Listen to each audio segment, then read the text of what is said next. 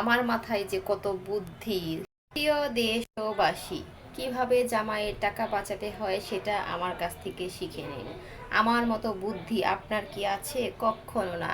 এই যে দেখেন আমি কি করছি সেটা এখন দেখাচ্ছি। গাইস দেখেন, এইভাবে জামাইয়ের টাকা বাঁচাচ্ছি। ডাল রান্না করব, তো ডালটা হচ্ছে গ্যাসের চুলায় এমনি দিলে অনেক প্রচুর গ্যাস নষ্ট হয়।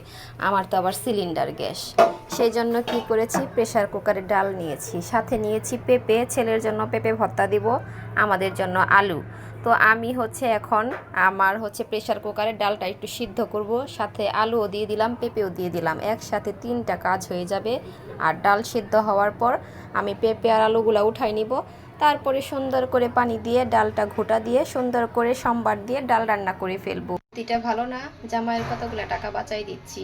আমার মাথায় যে কত বুদ্ধি কি আর বলবো, এরকম আরো অনেক অনেক অনেক বুদ্ধি আছে। এত সব বুদ্ধি যদি আপনারা জানতে চান, আমার ভিডিওতে লাইক কমেন্ট করেন আর পেজটা ফলো দিয়ে যান।